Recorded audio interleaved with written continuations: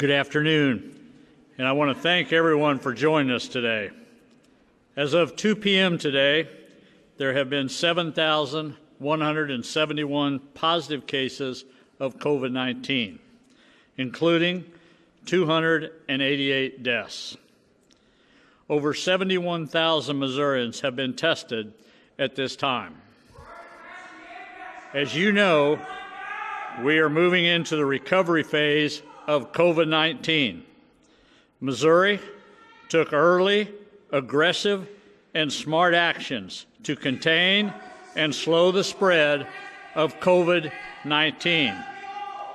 Thanks to these efforts and the incredible sacrifices of Missourians who stayed home and practiced social distancing, we are successfully flattening the curve. With the help of all Missourians, our plan is working. The healthcare system is not overwhelmed, and we are winning the battle. With favorable data and approval from state health officials, we are ready to take another step forward in the recovery of Missouri. As I have said, this will be the turning of a dial, not the flip of a switch. Our Show Me Strong recovery plan is developed with Missouri-specific data and the expertise of infectious disease doctors, state health officials, medical experts, and members of our fusion cell. The recovery plan is responsible, effective, gradual, and safe for Missouri. Mirroring President Trump's guidelines, the 4 essential pillars of our recovery plan give us a benchmark for moving forward. I also want to thank the President and Vice President who mentioned Missouri's model last week in their press conferences that we, with our Google marketing, that we were able to connect providers with our local businesses of over 200 people. It was a great opportunity to recognize Missouri and the hard work of people in this state, and I thank both the President and the Vice President for that acknowledgement. Today, I would like to share the data supporting these 4 pillars. We have said a big part of our Show Me Strong recovery is expanding our testing capacity. Right now, between the Missouri State Public Health Lab, private labs, and participating healthcare institutions, we can test those who are currently contagious and those who have developed immunity. We are also prepared to go into hotspots and with the box-in approach. Contract tracing is also key to prevent the further spread of COVID-19, and we will be assisting local public health partners in their efforts. We will be able to target hotspots with contact tracing and provide support for local health agencies. Expanding our PPE reserves and using public health data to predict potential outbreaks are also an important part of our plan. Today, Director Todd Richards is here to give more details on these 3 pillars. Todd? Governor, thank you, and good afternoon. As the Governor mentioned, we've been working incredibly hard to try to get the state of Missouri in a place where we can feel confident about the 4 pillars the Governor has laid out. And so, over the last several days, we've made tremendous progress on a number of fronts. First, the state of Missouri has rapidly expanded its testing capacity and its access to testing supplies. This week, Missouri entered into flexible, ongoing contracts with private laboratories, including those based right here in Missouri, like GeneTrade and Viracor.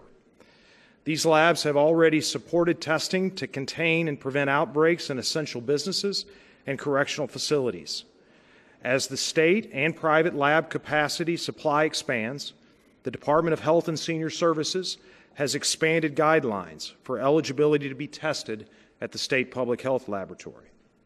And finally, private physicians should feel comfortable and encouraged to order tests through private labs at their discretion. This week, the state, in partnership with our local public health agencies, has begun a program of community sampling in our hardest hit areas in Kansas City and St. Louis, as well as some of our most rural areas. Community sampling will give us an additional source of data and provide a snapshot of disease spread in key geographies. This effort would not be happening without the hard work of our local public health agencies, the often unsung heroes who have been at the front lines of this event from the beginning, and they answered the bell again, working through the weekend to get these sites up and running. By Wednesday, 4,000 Missourians who were previously unable to access a test for COVID-19 will have had a test. This effort will be coordinated with a locally run community sampling program in St. Louis, for which the state has contributed 1,000 test kits.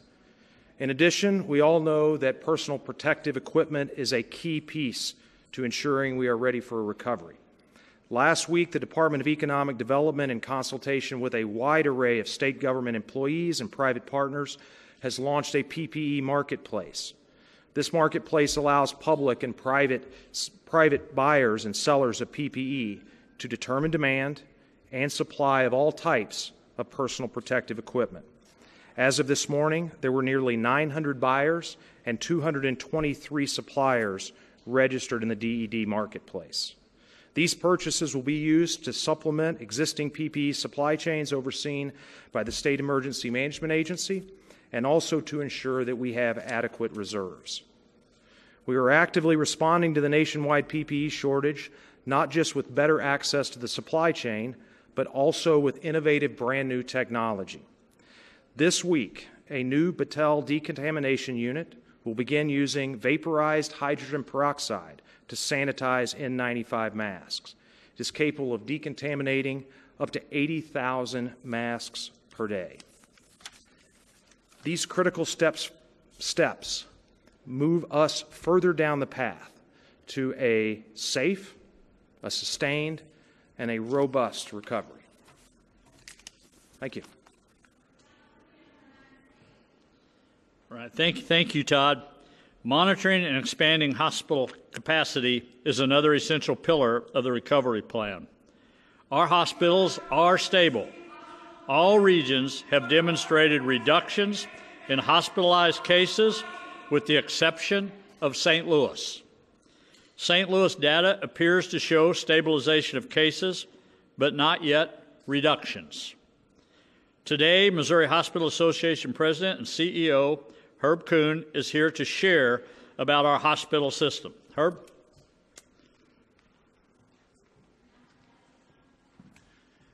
Thank you, Governor, and good afternoon.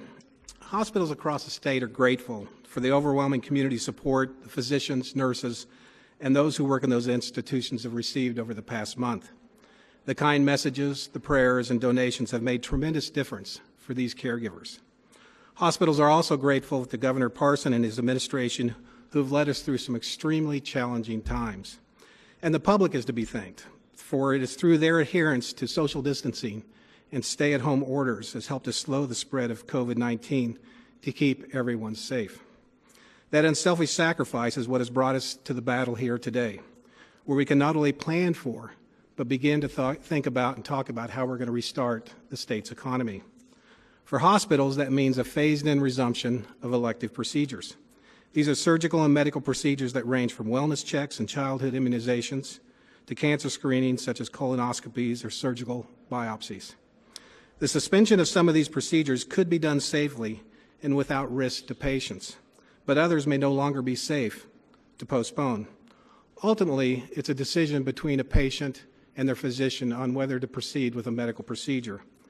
But it's important to understand that we find a balance between the risk between community exposure of COVID-19 and suspended health care for existing conditions. Our plan is to integrate this resumption of elective procedures with the governor's Show Me Strong recovery plan. And we plan to do so in a way that takes every precaution to ensure health and safety for our patients, visitors, employees, doctors, nurses, and communities. The resumption of elective procedures will be a phased approach, just like other aspects of recovery. Further, we plan to take action with the assurance of everyone in this state that the healthcare system is prepared to respond to any community outbreak COVID-19 as we move forward through this phased restart. As I shared from this podium 2 weeks ago, hospitals across the state have trained their staff and reconfigured their operations to meet current and future demand placed on them by this virus. This includes not only the surge that we are going through now, but importantly, through this entire episode until the general population has immunity or a vaccine is developed and fully deployed across the state. Our resumption of elective procedures focuses on 3 important criteria. They include the suppression of spread of the virus, protection of patients and healthcare workers, and the delivery of safe care. This translates in the need for a downward trajectory of cases or COVID-19 hospitalizations within a hospital's immediate service area, the capacity to screen and test patients and healthcare workers, and the capacity to manage COVID-19 patients in a safe and effective way, including adequate personal protective equipment and medications. And more details on these procedures are available on the Missouri Hospital Association website. As we join the state in moving forward, our hospitals want to remind all Missourians that we are here if you are having an emergency. If you have symptoms of a heart attack, stroke, or other life-threatening illness, do not delay in seeking care. Hospitals are safe and ready to help. The sooner you seek care, the more likely it is that you're going to have a better outcome. Everyone in the state can be assured that hospitals will continue to work closely with the governor and public health officials in monitoring the virus activity. We are prepared to return to more restrictive operations if needed to effectively maintain the safety of the public and our healthcare workers. But the good work and sacrifice by everyone across the state, by practicing social distancing and stay-at-home orders, along with solid planning and execution by the state, the building of capacity of supplies, testing, and new hospital beds that have come online, puts us in a place that we believe we can safely move to this next step. Thank you. Herb, thank you very much. Thank you for what you represent, and thank you for what the hospitals has done during this entire time. Because of our accomplishments, we now can cautiously and wisely begin to reopen Missouri. Today, I am announcing Phase 1 of our Show Me Strong Recovery Plan. This order will begin on Monday, May the 4th, and extend through Sunday, May the 31st. Later in May, we will reevaluate Missouri data to determine what our next steps will be. Missouri's economic recovery plan will focus on the diversity of Missouri, its people, its businesses, its communities, and infrastructure, among others. A strategic reopening of Missouri's economy will not be successful without proactive steps taken by our state's businesses, our communities, and citizens to mitigate the risk of COVID-19. During Phase 1, we can gradually start to reopen economic and social activity. However, we should continue to maintain social distancing and practice good hygiene and protect ourselves and others. This will be a deliberate process and is flexible to adapt to different situations. Some communities may be able to reopen at a faster rate, while others may need to continue some guidance to keep their virus from spreading. Nursing homes, long-term care facilities, retirement homes, and assisted living homes must continue to have stronger guidance to mitigate the risk of contracting and spreading COVID-19. As far as businesses, all of Missouri businesses, employers, and employees are vital to our state's economy and individual well-being. Therefore, all businesses can open under this order as long as the guidelines are followed, such as the hospitals can now open their doors for procedures before that you couldn't have done. People can go back to church and worship in what environment they want. We have been in constant contact with our faith leaders across the state since the beginning, preparing for this day to open the churches. The restaurants will be able to open again as long as social distancing again is obtained. Retail and small businesses will have occupancy limits on how many can be in those facilities, much like under the first order. Manufacturing business will be able to go back to work. Barber shops, cosmetology shops, hair salons will also be able to go back with protective guidances in place. Gyms, sporting events, and we must all practice social distancing. Opening these businesses is going to look very different for a while, but I am confident Missourians will abide by the guidance as we move forward. Today, Director Dixon is here to talk more about Missouri businesses. Rob? Thank you, Governor. Hi, I'm Rob Dixon. I'm the Director of the Missouri Department of Economic Development. Gradually reopening our state to economic and social activity again is an important chapter in our fight against COVID. This phase certainly brings some hope for what is ahead, but it's also a period where we have to continue to be more vigilant than we even were before. As the Governor has mentioned, reopening our economy is not like flipping a switch on and off. It's going to be a gradual process that plays out in different ways in different communities across our state. How we proceed from here must and will be based on those healthcare priorities and pillars that you heard about earlier. This is not a return to normal. Instead, it's the beginning of a new normal, and all of us, our businesses, our communities, our citizens, are going to have to learn how to operate safely. Reopening our state is partly based on public policy, but more than anything, it's based on what all Missourians will do from this point forward. Adhering to this order and to the guidelines will certainly help us stay healthy and recover faster, but there's a lot more that you can do in your own business and your own community as well. We encourage businesses to implement basic infection prevention measures, including the use of protective equipment, temperature screenings, testing, and disinfection. Businesses should consider modifying their physical workspaces to maximize social distancing by adding barriers or spreading workstations apart. If it's feasible, continue teleworking or use staggered shifts and return to work in phases.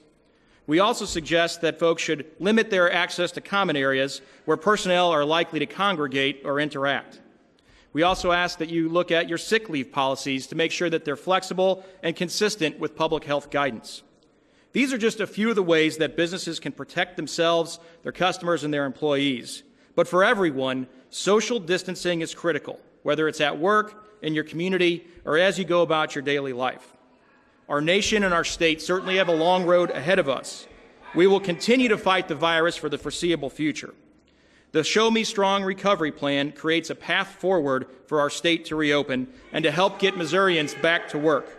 I would encourage everybody to find out more details at showmestrong.mo.gov. Thank you. Thank you, Rob. Thank you for everything you're doing. At this time, we cannot cover every detail of this plan. However, we will have specific details posted on our social media accounts and on the Governor and the DHS websites. Let me just say, I'm very proud of our entire state, and I am confident in the directions we are moving. Our efforts have showing positive results. As we begin to reopen, I know Missourians will prioritize the safety of their friends and their neighbors. It is important that each Missourian has the confidence to re-engage in the economy and healthcare system. And we ask to please just use common sense. If you don't feel comfortable going out, then don't go out. Stay at home. Continue to avoid congested crowds and large gatherings. Practice social distancing. Use proper sanitation. As we begin to reopen, we will be prepared, but the virus will still be here. And just remember, protect yourself, but also the people you love. Take care of each other. And we must continue to protect the livelihoods of all Missourians. You know, a lot of people have different views across the state of Missouri, what should be done, what could have been done, what would have been done. And there'll be plenty of people to second guess the decisions that are made throughout the state as the future moves forward. But I'd just like to remind everybody, what we've been dealing with is frankly less than 60 days from when it began, a little over 50 days. At the time, people didn't know what to expect. People were scared. People didn't know how this was going to come out. And everybody was trying to take the actions they thought at the time that was protective of the people of this state. People continued to do it, whether you lived in an urban area, whether you lived in rural Missouri. And people across this state took the personal responsibility to act. And I think when the day comes, we're all going to remember that. People didn't think about what the risk was at the time. The doctors, the nurses that went there didn't even realize what the risk was when they were going to work every day. Thank goodness for the truck drivers that stayed out there in trucks and delivered products up and down the state. Thanks for the people that went to the convenience stores and kept it open so people could go and travel and things of that. For so many people that stepped up, the prison guards all over the state, whether in the county or the state, the people that come in time after time to provide the services for everyday people in this state. We will look about that someday, and we're going to find out how proud we were in this state and how much better we are than most states in the United States for what people actually took upon themselves to handle a situation that we had never been into before. And I'm telling you, at the end of the day, we're going to look back on this, I believe, and Missourians are going to find out people made decisions they thought were right for the right time for the right people across this state. And I think we are going to be proud to be Missourians. We're going to find out the only way that we won on this virus and will continue to win is by all Missourians working together. And that's who we are in this state. It's working together to fight a common interest. And we have a common enemy. That was called COVID-19. And everybody stepped up to the plate to fight this in some fashion or in some form. Together, we will defeat COVID-19. And together, the state of Missouri will come back stronger than ever before.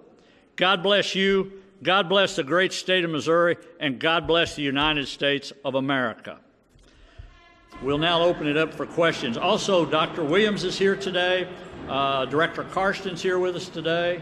And who else have I got on my director? Dr. Williams is here, Director Carston. And I think everybody else has spoke. So we're here to answer some questions for you. We'll try to make them available for the questions. So the time's yours. Governor, you said that restaurants, barbershops, churches, they'll all be able to reopen if they follow social distancing guidelines. Will there be a capacity limit for restaurants and churches, or will people have to be spaced out 6 feet on pews? How does that all work? Yeah, the broad scope of that will be social distancing will be part of the big scope of that, how they will do that, whether we keep the 6 feet, whether that's a family table of 4 or 6, whatever it might be, but then separate them from there.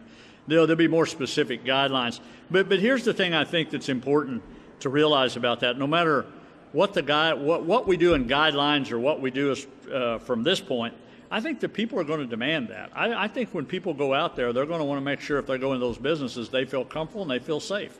So I think, one, the business will have to adapt to that, and the consumers will. But I think it'll be consumer-driven. I don't think it'll be so much us saying what they have to do. I think that's going to be driven that way. But, yeah, there will be guidance on that.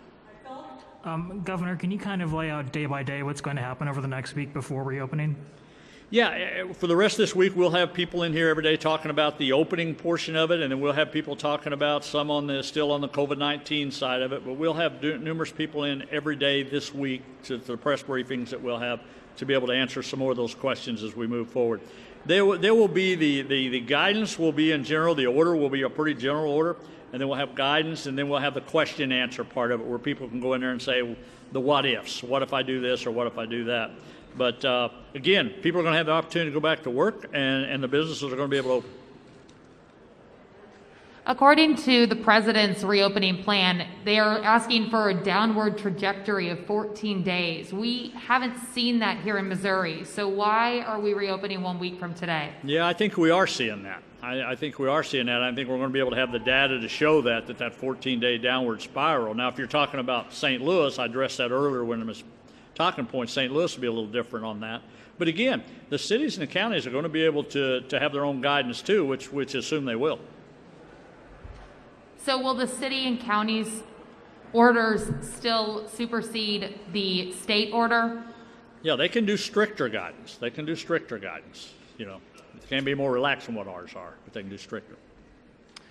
I don't know if this is for Director Richardson or Director Williams. I have a contact tracing question. Do either of them know how many contact tracers are currently available to the state? And will the state be providing contact tracers for county health departments that are smaller and don't have the kind of resources they need? Yeah, I'll let Dr. Williams answer that. I think one thing in there, we're also, I'm not sure if I made that clear enough, but I'll let him answer what we have. But we're currently putting a team together of tracing that'll be able to target hot spots around the state. But let me let Dr. Williams address that. Thank you very much for the question. As the governor has said, not only do we have to have the ability to test, but we also have to have the ability to go out and do the contact tracing when we find those. So to answer your question specifically, we have 15 people out today around the state helping with that. And we met at 12:30 today to develop a more robust capacity and to bring in resources from other departments as we make this more robust. We have more than 15. We just have those out today. We've already been committed to that. We've been in St. Louis County. We've been at Golden Valley. We're working now closely with Buchanan County. So to answer your question, we will have in place a robust capacity, bringing in initially people from other departments, but going further in the summer and fall to build up our own capacity using the money that we're receiving from the federal government to develop that. An average person in a case contact usually has 32 contacts. We also think technology is going to be a game changer here. And so we're very, very interested working with our fusion cell to see what technological advances are there to decrease the number of people. So thank you for the question. A quick follow-up. Governor, my question is for the governor. Have you been in contact with Illinois government leaders? The chair boardman of St. Clair County, Illinois, has shown concern about our state opening too soon because 33% of residents in the county work in downtown St. Louis. He says he wishes both states were on the same page. What is your response to that? Well, I think Illinois is a lot different than Missouri to start off with. You can look at Chicago for there. Let me just clarify something, because I know there's been lots of reports in the media, and I'm thankful the governor of Illinois cleared that up, but a lot of people have said that we had refused to join the pack. A lot of the media outlets had said, the governor had said that. Well, Sunday he was live on, I think, Fox 2 in St. Louis and said he had never spoke to me about joining that or any discussion. So I really appreciate him clarifying that, to kind of know the truth there, that there was never no conversation between me and him about joining any state. Look, Illinois is a lot different. Chicago's a lot different. You look at the numbers over there, you can see that. I'm thankful St. Louis, when you look at St. Louis compared to Chicago, what they've done is remarkable in our state. So my hat's off to the people in St. Louis, the medical teams they got up there for the leadership. So there's not a real good comparison between, I don't think, us and Chicago. I have a question for Dr. Williams. Hey, let me just ask this, if everybody wouldn't mind, if you've got questions for Dr. Williams, we maybe just keep him up here for a little bit. You mind doing that? Or if something comes up, we'll bring him back to finish. But as the directors come up, we'll just let them ask questions for Nimerson. Dr. Williams? Thank you, Governor. Yeah, Jack? Yeah, the governor hit on this a little bit, but the White House lays out several criteria. It says that states should meet before they proceed with reopening. There's a 14-day downward trend for influenza-like illnesses and COVID-like illnesses and the other criteria. Is the state going to release those numbers that show the data that show that we're meeting those criteria? Well, yeah. I mean, I think if you look at the data that we post every day and our number of cases, you know, I noticed yesterday on Meet the Press, they did a map of the 17 states around us that had their peak number of cases in the last 7 days, and the only state in the middle of that map that didn't was Missouri. So if you look over the last several weeks, our cases are declining for the whole state. And as the governor just said, in St. Louis, they're plateauing, and in our conversations with them, we're hopeful that those are going to decrease. But we're also happy to describe to you those numbers that you can see every day on our website, also how our modeling shows that we are, over the next 7 days, think those numbers will continue to decrease, if that answers your question. There are some data on the website. And I can talk with Lisa about it. But okay. The influenza-like illnesses, I don't think are tracked on the website. You're exactly right, and we're happy to share that with you. You know, we were fortunate, Jack. Usually the flu season in Missouri can go up to May 15th.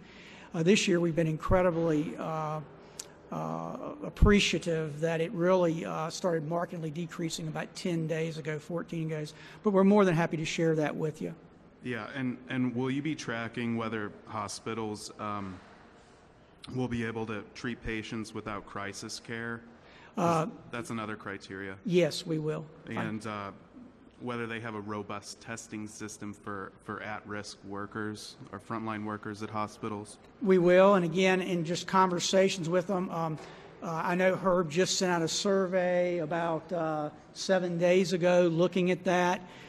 We don't report this, Jack, but many of the hospitals using rapid testing, Cepheid and others, are doing testing right now of pre-op patients and healthcare workers internally, and I think you'll see more of that going forward. And so I think, you know, one thing, and I'll elaborate on your question, we really think it's important that as we re-engage, that patients go back to the doctor. There's a real risk to deferring care. And so one message, the governor and I were on call with the infectious disease doctor Saturday morning, and I was on the phone with the Missouri State Medical Association.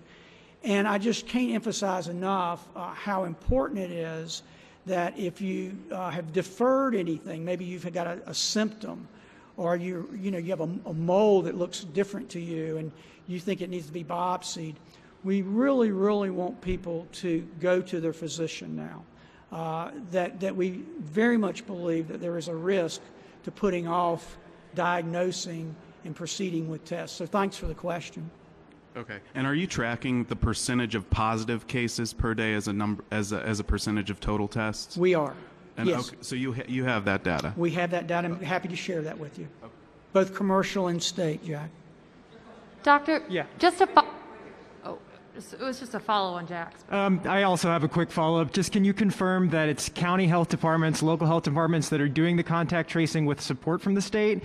And is the state planning on hiring more people to do contact tracing to support that? Yes, thank you. We had this conversation at 12:45 today with the governor's senior staff. We are well aware that many of our local health departments don't have the capacity to do the kind of robust contact tracing we need to do. So we are committed as a state to provide that, whether it's bringing in other resources from other departments in the state or hiring people to do that. So that is our commitment to our local health directors. Doctor, just on the downward trajectory, can you define what that means then? Because looking at the state's website in terms of cases, there are still up and down days where there are numbers that are higher than days previously. So what does downward trajectory look like for you guys? Sure. We look at the trends. As the governor always said, you can't look at one day because, for instance, we had a data unload of 3,000 tests about 2 or 3 days ago. But I think if you'll go back for like the last 3 weeks, as I just said, for 17 states around us, they've had their peak number of cases in the last 7 days.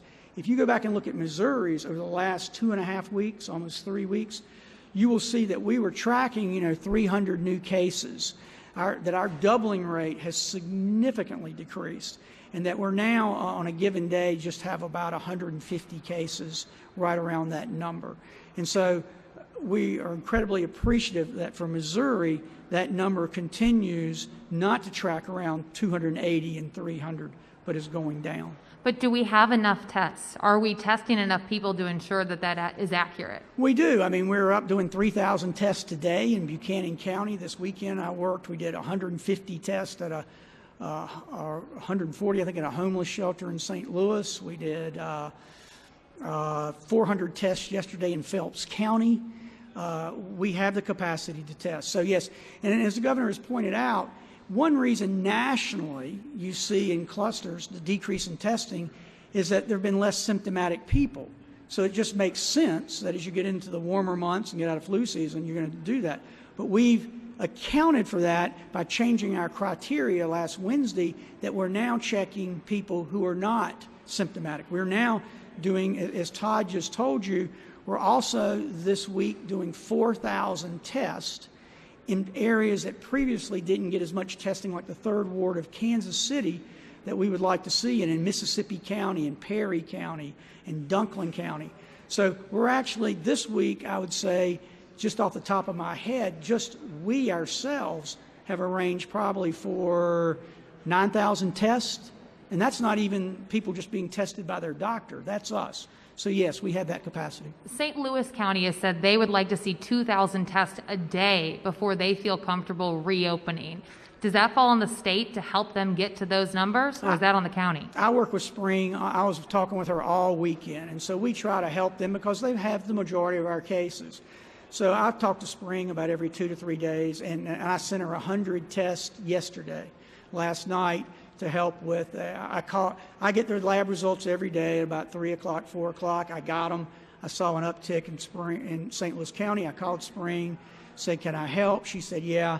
We've got to go into a facility and do more testing. Can you send them to me?" And I said, "Sure." And we sent them. So yeah, we very much value that partnership and work with them as hard as we can. Thank you.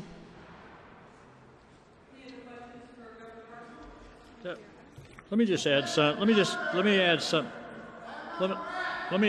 to Dr. Williams. I want to make sure I'm clear on this, because I talked to him about that. Of the 7,171 positive cases, that is tracked from the beginning. Is that right, Dr. Williams? So you also need to take that number to realize it's never subtracted.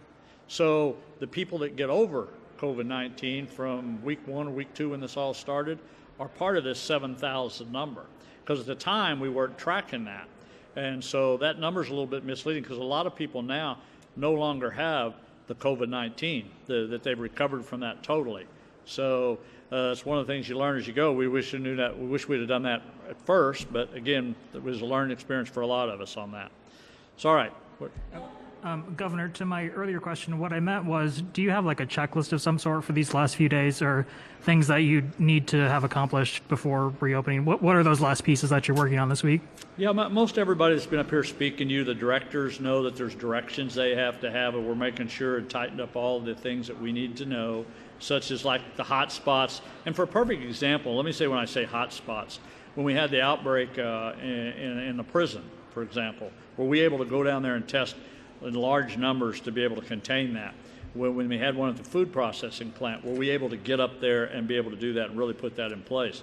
Do we have the tracing program in place, which I've instructed them to have that by Friday, so that we know where we're going? So a lot of things are still in the makings of this week that we feel are important. Again, when they talk in the capacity of testing, you know, that's something we're looking at daily. But we know that's improving over the nation. I mean, you can see through a lot of the institutions out there, more testing is going to come available. And you're going to see testing that's going to be able to be done on the private sector we're not going to know it. Eventually, that's coming. I think we all realize that. So there's going to be more and more testing that won't be recorded testing at some point in the very near future. So all of those things, we're checking the boxes this week to make sure we're ready to go on Monday. And I'm confident that we're going to be able to do that.